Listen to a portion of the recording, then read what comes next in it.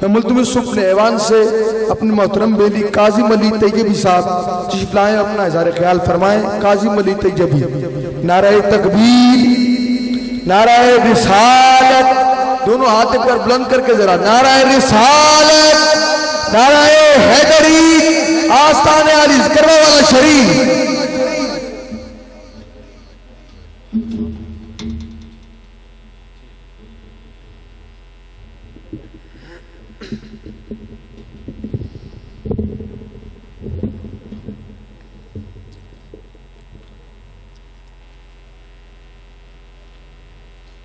نحمدہ ونصلی علی رسولہ الکریم،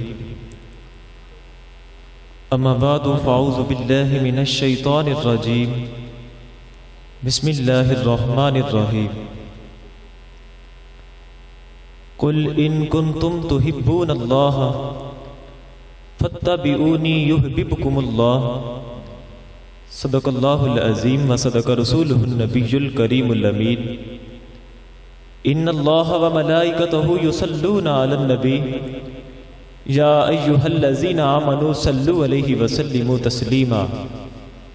الصلاۃ والسلام علیک یا سیدی یا رسول اللہ وعلی آلک وصحابک یا سیدی یا حبیب اللہ۔ الصلاۃ والسلام علیک یا سیدی یا نبی اللہ وعلی آلک وصحابک یا سیدی یا نورا من نور اللہ۔ بھیلیو، اللہ رب العالمین کا کروڑہا مرتبہ شکر ہے کہ جس نے محض اپنے فضل اور کرم سے ہمیں زندگی میں ایک بار پھر موقع دیا کہ ہم حضرت صاحب کرما والے رحمت اللہ علیہ کے عرس مبارک پر حاضری کے لیے آئے ہیں۔ دعا ہے کہ اللہ رب العالمین ہماری حاضری اپنی بارگاہ میں قبول و منظور فرمائے۔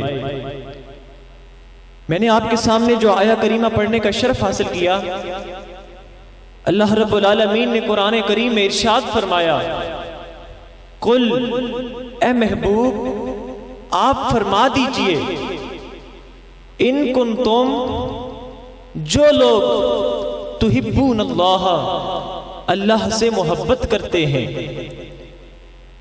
فاتبعونی، اے محبوب آپ ان لوگوں سے فرمائیں جو اللہ سے محبت کرتے ہیں کہ لوگوں میری اتباع کرو۔ فرمایا اے محبوب پھر جو تمہاری اتباع کرے گا اسے میں اللہ انعام کیا دوں گا، پھر اسے مقام کیا ملے گا؟ فرمایا جو آپ کی اتباع کرے گا یحببکم اللہ، میں اللہ اسے اپنا محبوب بنا لوں گا۔ فرمایا محبوب جو آپ کی اتباع کرے گا میں اللہ یحببکم اللہ اسے اپنا محبوب بنا لوں گا۔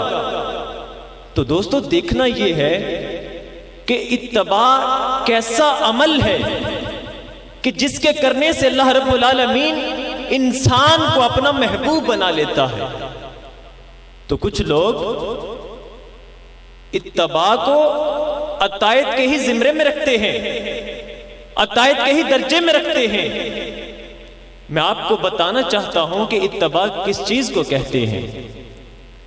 دوستو ایک عطائت ہوتی ہے، عطائت اس چیز کو کہتے ہیں کہ جو احکام الہی ہم پر فرض کیے گئے ہیں، مثلا نماز ہے، نماز ہر مسلمان پر فرض کی گئی ہے، نماز پڑھنے کو اگر دل کرے یا نہ کرے نماز کو پڑھ لینا یہ عطائت ہے۔ اسی طرح روزے رکھنا یہ مسلمانوں پر فرض کیے گئے ہیں، آپ روزہ رکھنے کو دل کرے یا نہ کرے روزہ رکھ لینا یہ عطائت ہے۔ اسی طرح زکوٰۃ مسلمانوں پر فرض کی گئی ہے، زکوٰۃ دینے کو دل چاہے یا نہ چاہے زکوٰۃ ادا کرنا یہ عطائت ہے۔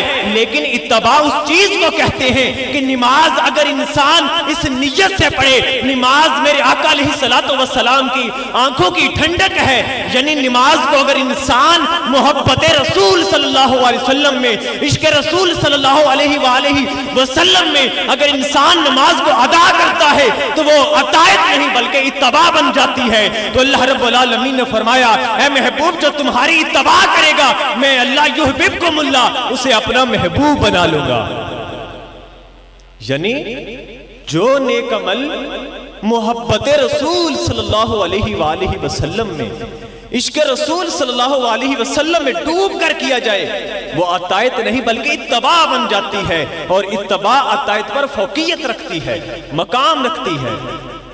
میں آپ کو مثال دیتا ہوں کہ ایک مرتبہ حضور نبی کریم صلی اللہ علیہ وآلہ وسلم نے اپنے تمام صحابہ کرام رضوان اللہ اجمعین سے فرمایا کہ اے میرے صحابہ اپنے گھروں سے مال لاؤ، جنگ کی تیاری کرنی ہے۔ تو تمام صحابہ کرام رضوان اللہ اجمعین اپنے گھروں سے حسب توفیق مال لے کر آتے ہیں۔ تو تمام صحابہ کرام رضوان اللہ اجمعین اپنے گھروں سے مال لاتے ہیں، حسب توفیق لاتے ہیں، لیکن سیدنا ابو بکر صدیق رضی اللہ تعالیٰ عنہ آپ اپنے گھر کا سارا سامان لا کے حضور نبی کریم صلی اللہ علیہ وسلم کی بارگاہ میں رکھ دیتے ہیں، کیونکہ جب آقا علیہ الصلوۃ والسلام نے فرمایا کہ اے میرے صحابہ اپنے گھروں سے سامان لاؤ، مال لاؤ تاکہ جنگ کی تیاری کی جائے، اگر تمام صحابہ کرام رضوان اللہ اجمعین اپنے گھروں سے سامان لے آتے ہیں تو یہ اطاعت ہے۔ تو جب اطاعت میں محبت آ جاتی ہے، اطاعت میں عشق آ جاتا ہے، تو پھر گھر کا سارا سامان لا کے آقا علیہ الصلوۃ والسلام کی بارگاہ میں رکھ دیا جاتا ہے۔ تو جب ایسا عمل کر دیا جاتا ہے کہ آقا علیہ الصلوۃ والسلام کی محبت اور عشق میں ڈوب کر گھر کا سارا سامان آقا علیہ الصلوۃ والسلام کی بارگاہ میں پیش کر دیا جائے تو پھر اللہ رب العالمین اس انسان کو اپنا محبوب بنا لیتا ہے۔ تو پھر دیکھیے کہ اللہ رب العالمین نے حضرت سیدنا ابو بکر صدیق رضی اللہ تعالیٰ عنہ کو کیسے اپنا محبوب بنایا کہ آپ نے اپنے تن پر بوریے کا لباس پہنا ہوا ہے۔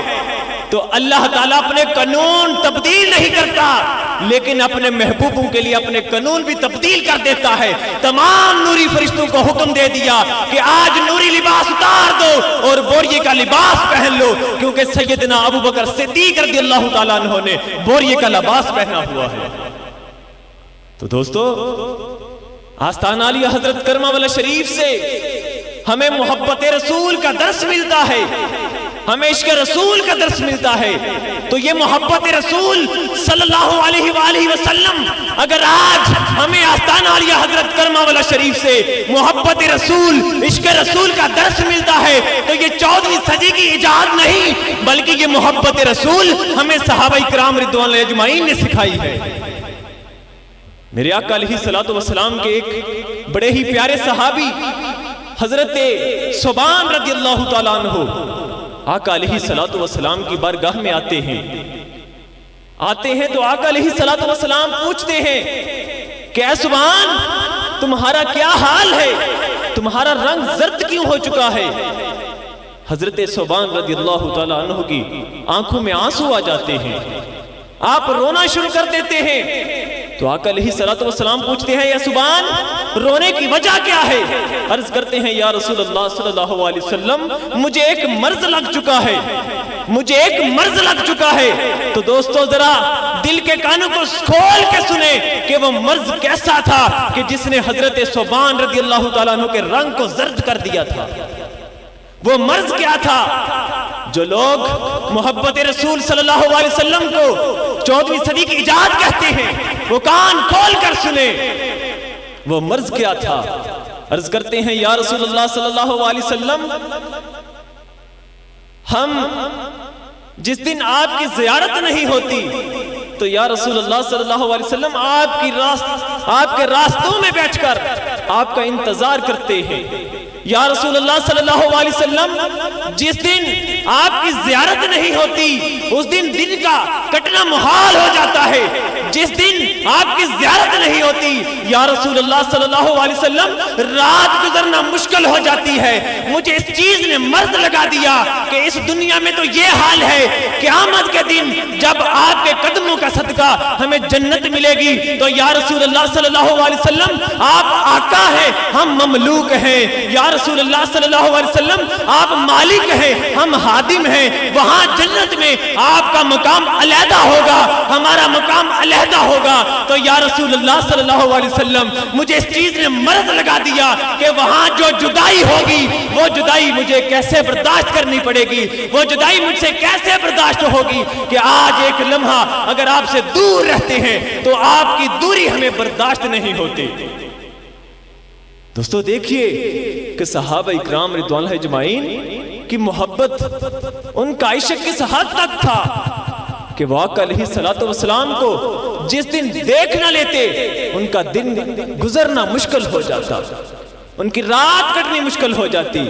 یہ محبت رسول صلی اللہ علیہ وسلم کا آج اگر ہمیں آستانہ علیہ حضرت کرما والا شریف سے درس ملتا ہے تو جان لیجئے یہ محبت رسول صلی اللہ علیہ وسلم ہمیں صحابہ کرام رضوان اللہ اجمعین نے سکھائی ہے. صحابہ کرام سے چلتی چلتی یہ تابعین تک آئی, تابعین سے چلتی تبا تابعین تک آئی, اور تبا تابعین سے آج ہمیں اولیاء اللہ سے مل رہی ہے.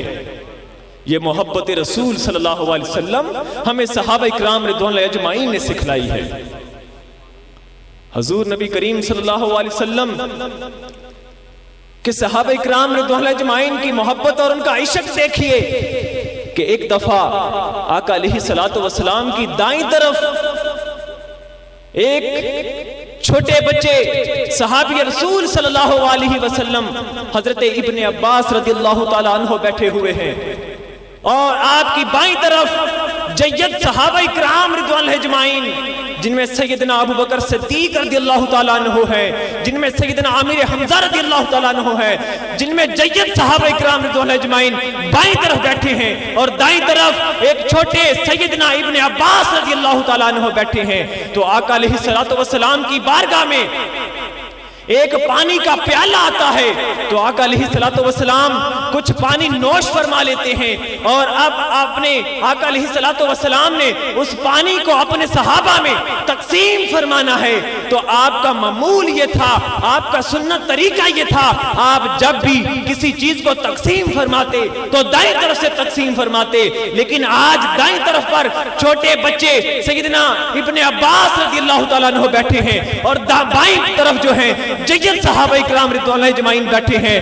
اب آقا علیہ السلام حضرت ابن عباس رضی اللہ تعالیٰ عنہ سے پوچھتے ہیں کہ اے ابن عباس, تو چھوٹا ہے, ادھر بڑے صحابہ بیٹھے ہیں, اگر تو کہے, تو اجازت دے تو یہ پانی میں ان بڑے صحابہ کو دے دوں. تو حضرت سیدنا ابن عباس رضی اللہ تعالیٰ عنہ کہتے ہیں یا رسول اللہ صلی اللہ علیہ وسلم مجھے یہ گوارا نہیں, بالکل میں چھوٹا سا ہی, لیکن مجھے گوارا نہیں کہ آپ کا بچا ہوا پانی مجھے نہ ملے, کوئی اور پی لے.